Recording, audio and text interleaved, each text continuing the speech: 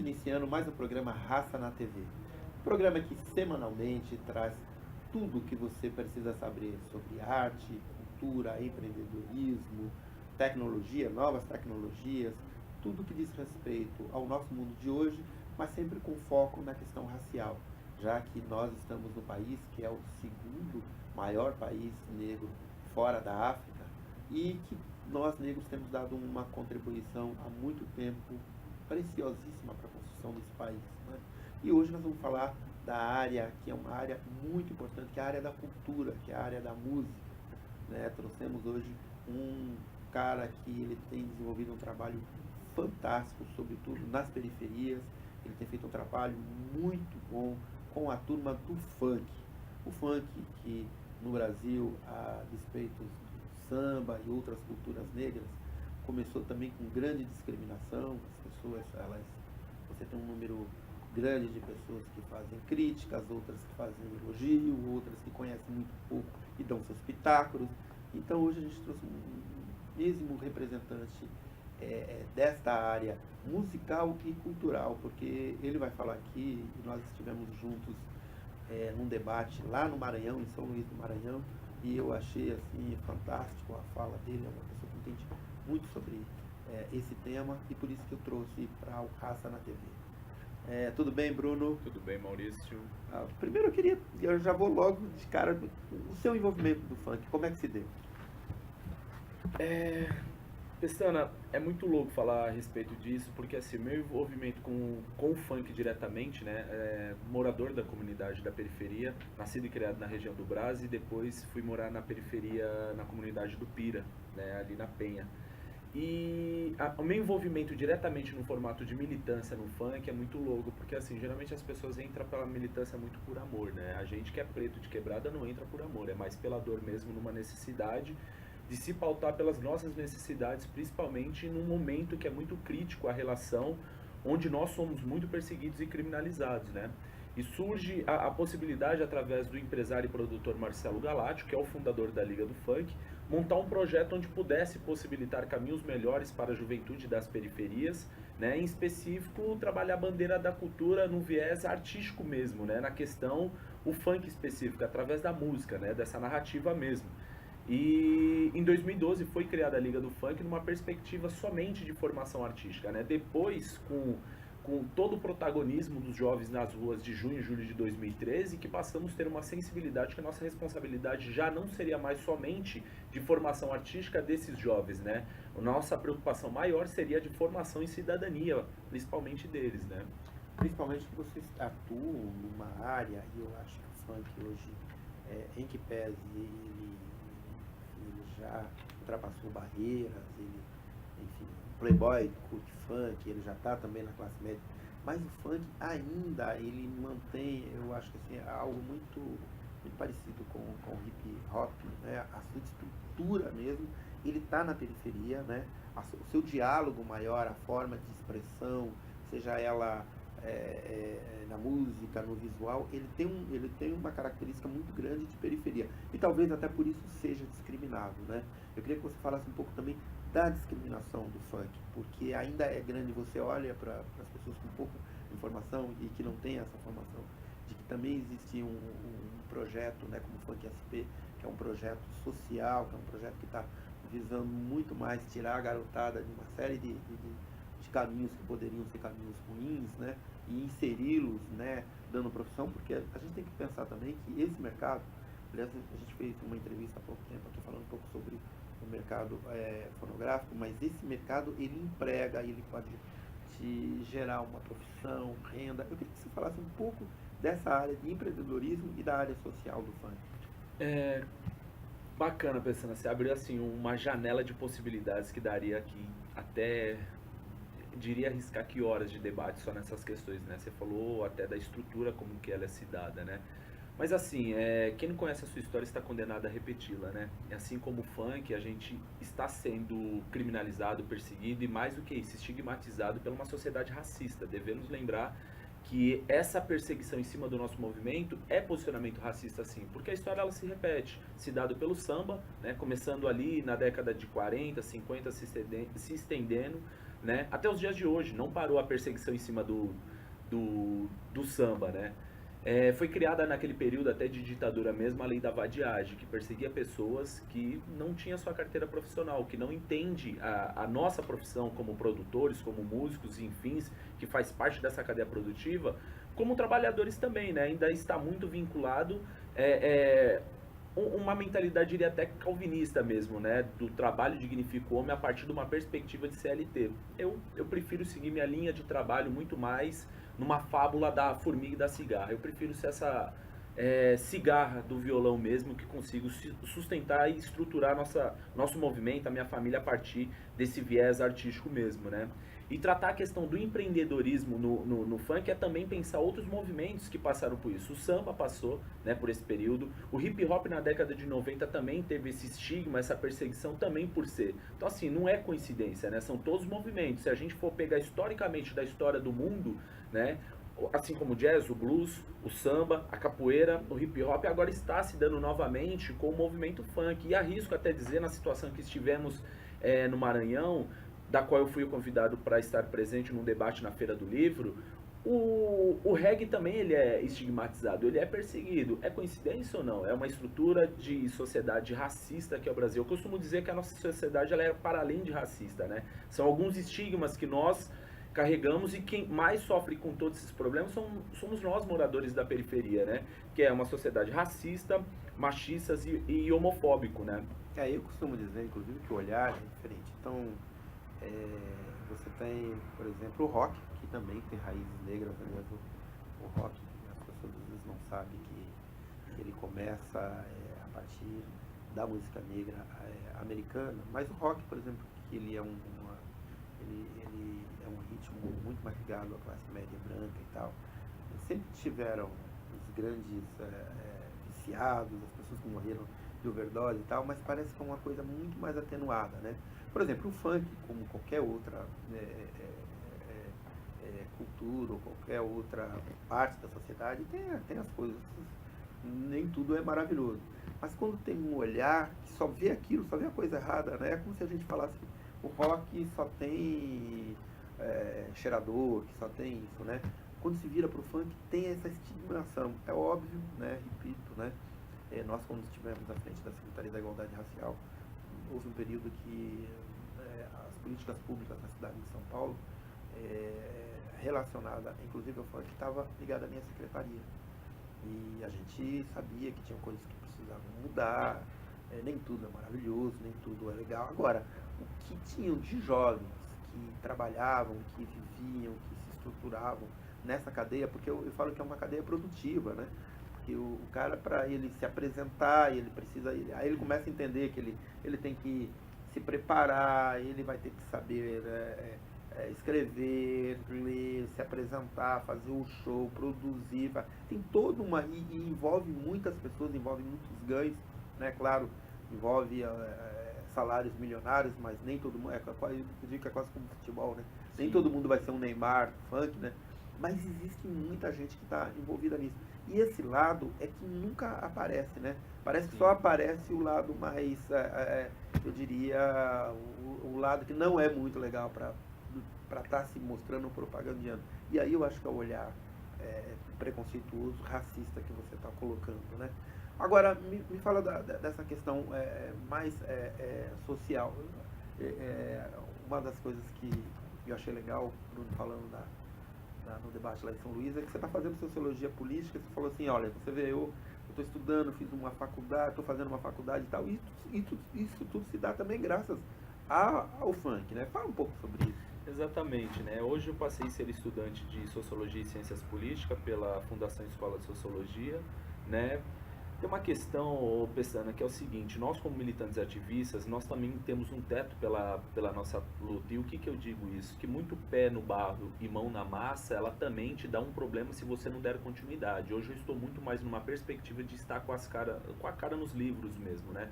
Se eu conseguir fazer essa composição, essa equação, será um ganho muito maior social e político, até de discernimento para dentro e da defesa do nosso movimento, né?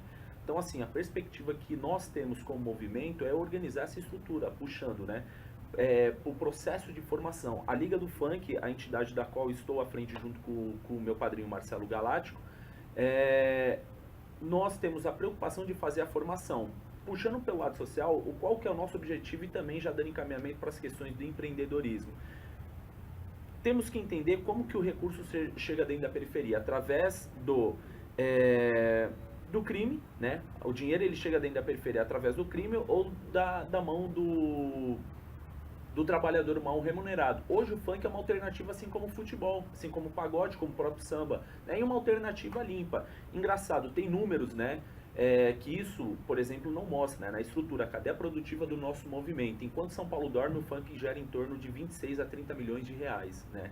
Isso também é discutir a questão de distribuição de renda, né? E essas pessoas que estão sendo beneficiadas são negros, pessoas pobres da periferias que não tiveram condições, né? Através da música, dessa narrativa, puderam possibilitar caminhos melhores que não fosse o mercado de trabalho ou informal ou mal remunerado, como, né, a indústria de alimentos, que é um processo sofisticado de escravidão do nosso povo mesmo, né? Então, assim, como que nós trabalhamos essa questão? Hoje a Liga, pelo longo período de um movimento que tem um dispositivo que consegue aglutinar muitos jovens, hoje a nossa preocupação maior é como conseguir organizar esses jovens, né, fazer um processo de formação, que é o novo projeto que nós estamos hoje, que é o projeto Morada da Liga, da qual eu moro com esses jovens, abrimos editais para que eles possam fazer um processo de vivência, da qual a gente faz o curso desde alimentação, toda estrutura, e eles ficam fazendo um processo de imersão, começou ontem, né, uma formação em produção cultural, por exemplo. E quem estará aplicando esse curso para a gente é o Adriano e a Adriana, que são organizadores da Feira Preta.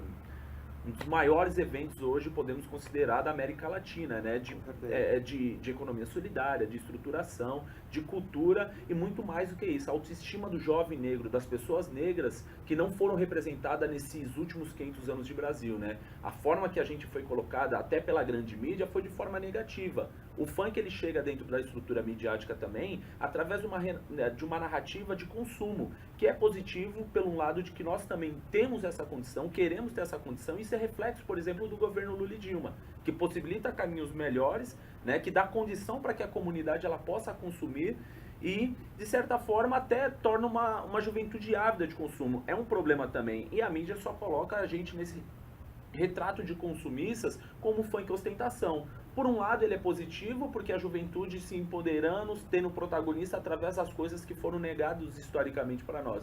Mas também, se ela não for trabalhada de forma positiva, mostra que a mídia, de forma negativa, a grande mídia em si, tem mostrado que só está ganhando um monte de coisas, colocam absurdos, coloca dentro da nossa conta que o problema dos pancadões, dos fluxos de rua dentro das comunidades é problema do funk, e não é um problema do funk.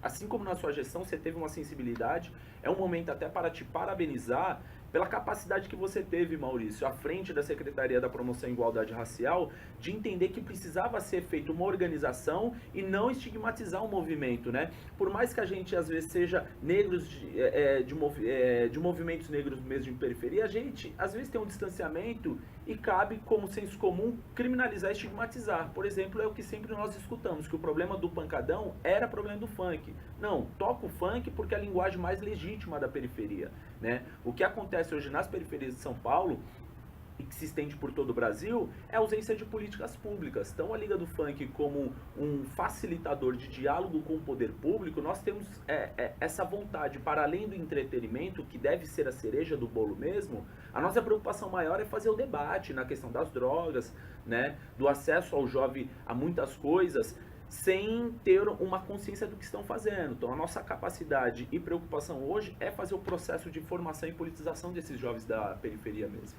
Eu já ia você responder parte da próxima pergunta que eu ia te fazer, mas eu queria aprofundar um pouco mais nisso, né? É óbvio que nos últimos anos, eu sempre costumo dizer que nesse século XX, né, e eu repito o que os órgãos de pesquisas dizem, né? E pesquisaram, entraram mais negros nas universidades do que em toda a história da educação no Brasil. Então hoje o negro ele também está com uma formação, um jovem né, maior. Muitos jovens estão saindo das universidades, estão cobrando muito mais, estão sendo mais críticos com relação ao papel do poder público. E quando nós estávamos à frente da secretaria, a gente sabia que tinha que ter este diálogo, esse meio de campo entre poder público e juventude negra. Eu queria saber como é que está hoje, né? Como é que está esse diálogo com o poder público, né? Sobretudo na cidade de São Paulo, que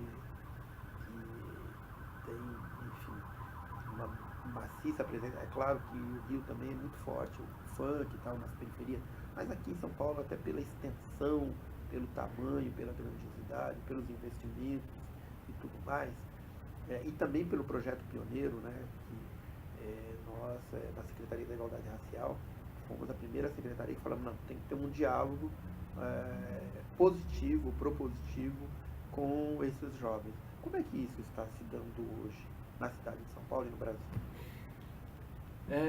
A entrada do jovem dentro da academia foi um processo de ganho social muito grande, né? Histórico. Acho que a sensibilidade do governo Lula e Dilma, FIES, ProUni, isso é muito importante para nós. As cotas nas universidades, cotas, né? Ou seja, todos esses programas que se deram nesse século, eles colocaram, eu sempre dou esse dado aqui no programa, nós viramos o século, nós éramos 2% dos negros que ocupavam os bancos das universidades.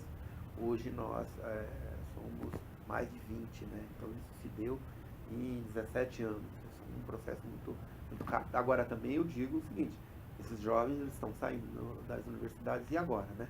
Como é o mercado de trabalho, qual é a relação do setor público e o impacto disso no futuro? A questão da entrada na universidade, Pestana, eu estou no meu primeiro ano, né, dentro da academia. É muito delicado, primeiro, porque a gente já vem com uma formação de base, as nossas estruturas, as nossas convicções e formações, até religiosas mesmo, né? O que nós acreditamos, né? As nossas crenças, o nosso estilo de vida. E é uma crítica que eu faço até dentro do processo. Não adianta simplesmente entrar dentro da academia. A nossa preocupação é dar continuidade, cuidar da nossa sanidade mental mesmo. Primeiro que você tem uma tendência da academia a desconstruir aquilo que você acredita e que é da nossa natureza. Porque a academia é um espaço burguês, elitista ainda, né? E acessar esses espaços é importante, que a gente passa a hackear. Mas uma vez que só discute a história do branco, uma estrutura eurocêntrica, fica difícil para nós negros também se reconhecer dentro desses espaços. Avançou muito, né? O governo, ele deu uma possibilidade de caminhos maiores. Eu sempre vou frisar essa questão, eu não levanto nenhuma bandeira partidária, mas a gente deve reconhecer que os 3 anos de governo Lula e Dilma, ele fez uma reparação histórica dos 500 anos de escravidão, tá? Então a gente tem que ter uma sensibilidade, até por ser hoje um movimento que está no engajamento político, a gente tem que ter esse debate, esse discurso, né? Fomentar, até pelo fato hoje de estar ocupando a cadeira de cultura no Conselho Nacional de Juventude, a minha preocupação maior é o jovem em si, dos 15 aos 29 anos. Quem é esse jovem que está hoje no processo de protagonismo? Engraçado, a gente está vivendo hoje, no momento político, o período mais crítico, né? E de certa forma um momento positivo para o jovem, mas se a gente não tiver políticas públicas aplicadas para o jovem em si, será um retrocesso, né? Essas coisas que está sendo discutida hoje no Congresso, a reforma da Previdência, a reforma trabalhista, já é propositiva, é já pensar quem que será essas pessoas aposentadas no futuro, é precarizar cada vez mais, é terceirizar os setores, é tirar as possibilidades de ganho que a gente adquiriu nesses últimos 13 anos, né? Vivemos o período do bônus demográfico, onde tem o maior número de jovens no nosso país. Outros países mais avançados, numa estrutura de conhecimento e educação muito maior, assim como Tóquio, a Inglaterra, por exemplo, aproveitaram esse bônus demográfico, que é o período que tem o maior número de jovens no nosso país. Estamos hoje com 51 milhões e meio, mais ou menos, né?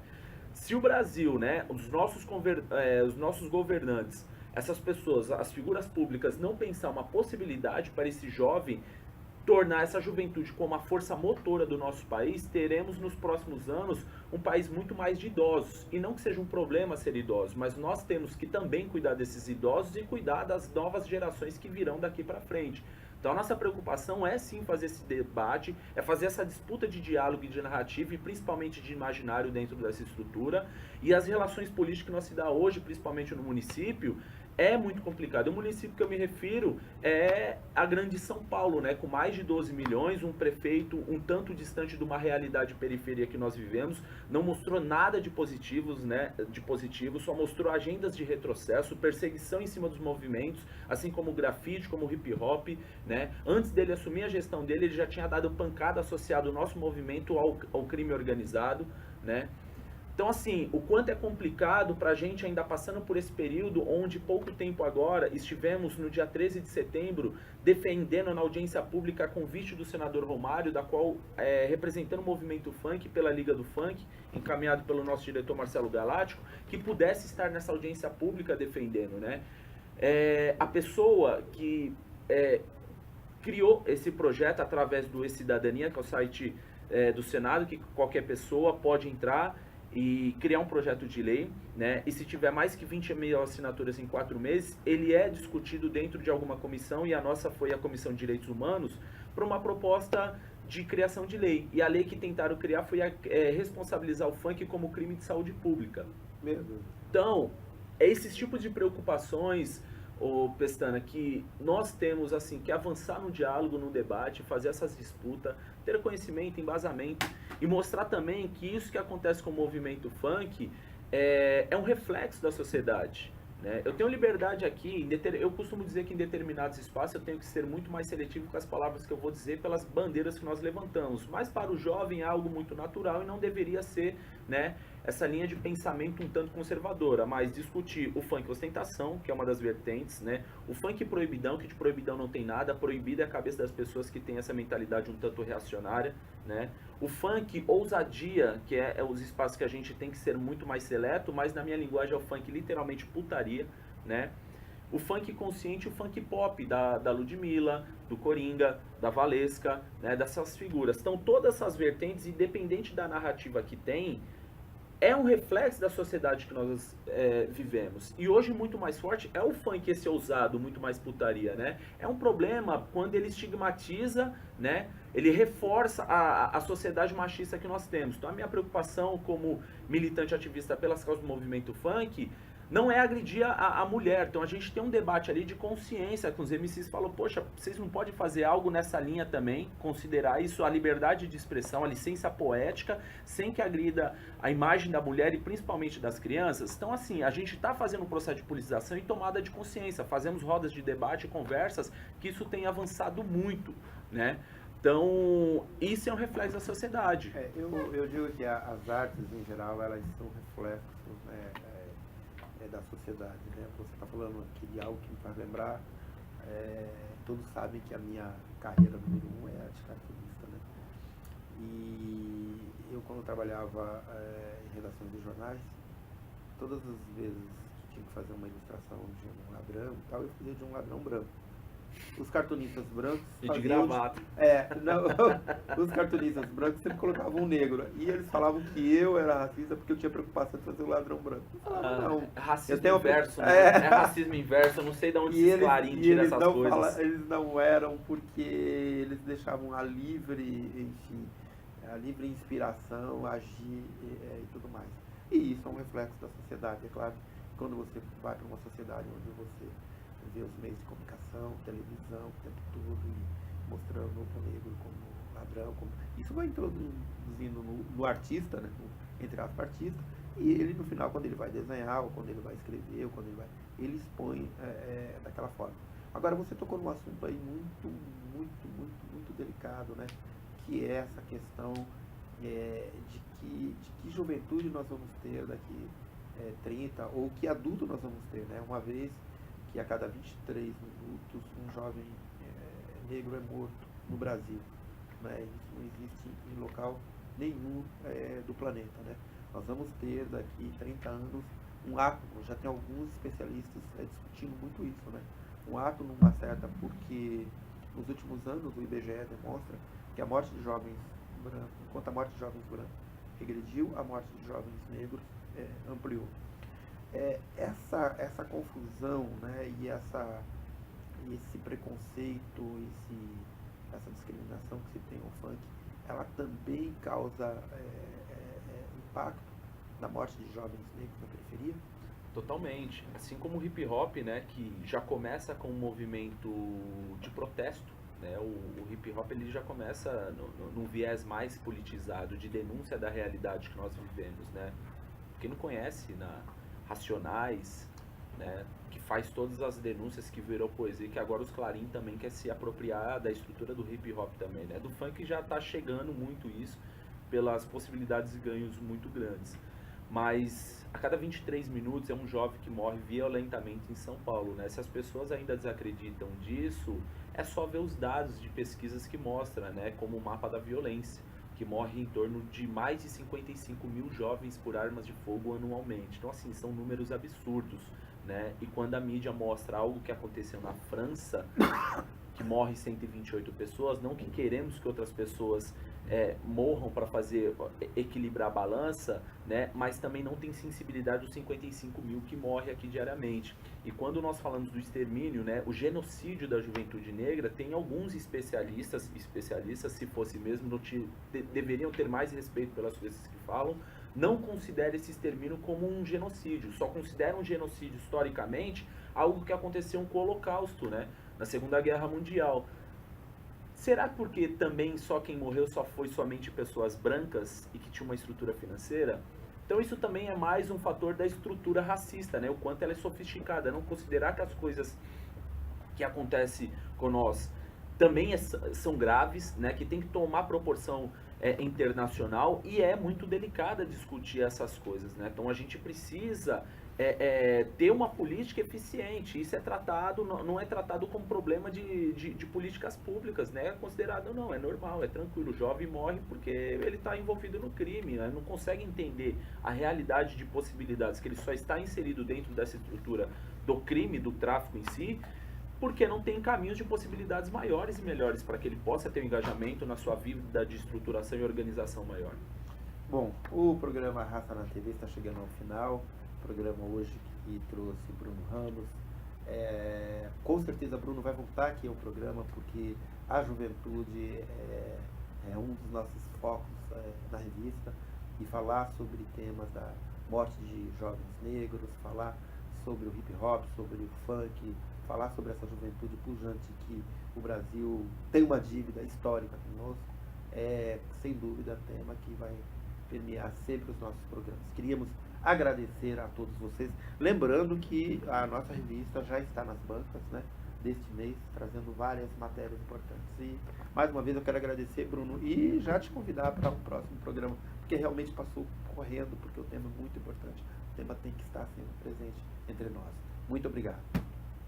Agradeço a oportunidade, a possibilidade, agradeço ao programa Raça na TV e me coloco à disposição sempre do Pestana, uma figura da qual é motivo de orgulho para nós. Cara negro, vindo da periferia aí de São Mateus, né, que mostra esse orgulho, é jornalista e cartunista. Tamo junto, meu irmão. É nóis. Obrigado.